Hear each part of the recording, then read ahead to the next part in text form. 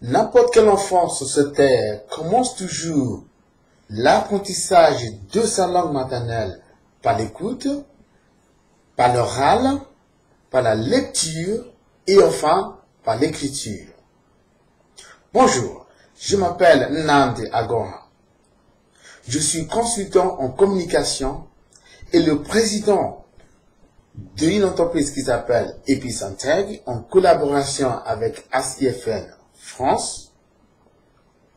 Nous sommes spécialisés de l'apprentissage de la langue aux étrangers. La communication, cela fait 12 ans que j'enseigne.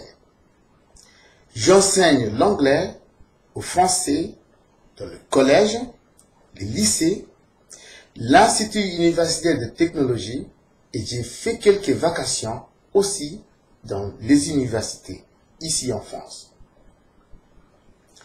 Je constate depuis 12 ans que les Français sont souvent excellents à l'écrit, mais ont du mal avec l'oral en anglais.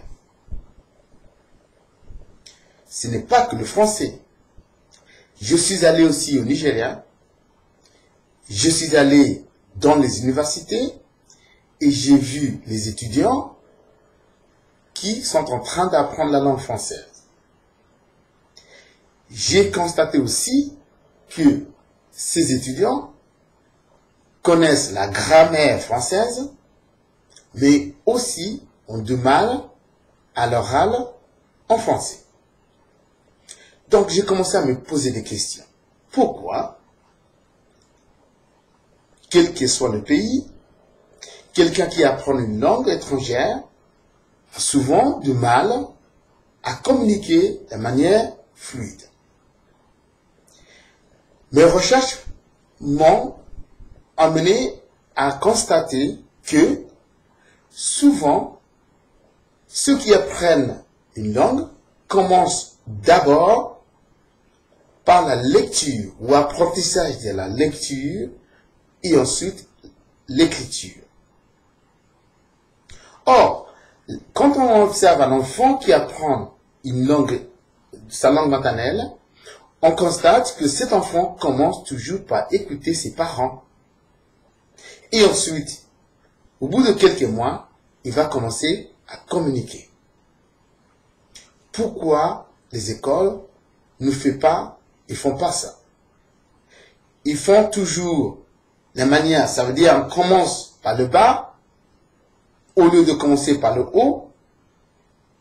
Quand on commence à apprendre une langue par lecture et l'écriture, ça veut dire on développe uniquement la maîtrise de l'écriture. L'oral, ça se maîtrise par les oreilles. Donc, je vais vous conseiller aujourd'hui, si vous avez envie de maîtriser l'oral, il faut toujours passer votre temps à l'écoute.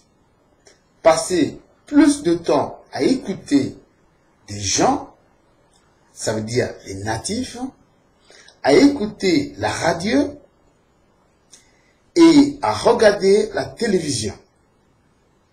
Il y a ce qu'on appelle une écoute active. Ça veut dire il ne faut pas passer votre temps à écouter seulement, mais faire en sorte que le fait que vous écoutez, il faut aussi répéter ce que vous entendez. Si vous ne faites qu'écouter, vous allez développer l'oreille, c'est bien, mais l'oral va souffrir.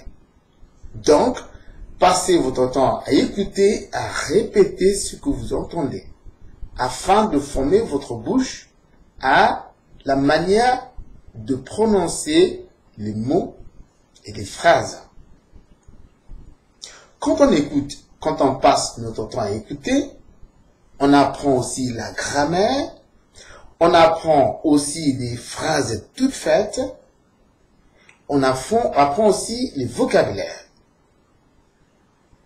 Il ne faut pas penser qu'en lisant, vous allez comprendre tous les vocabulaires, c'est vrai, mais Ça ne va pas vous améliorer la communication. La communication, c'est quelque chose qu'on doit faire. C'est actif. Il faut être actif dans la communication. Si vous ne le faites pas, vous n'allez pas être parfait à l'oral.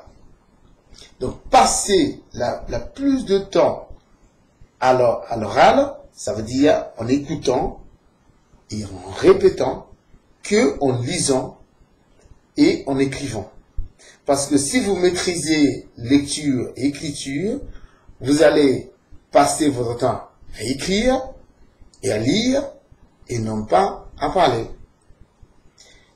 Quand vous quittez l'école, la plupart du temps, les gens attendent à ce que vous puissiez parler la langue.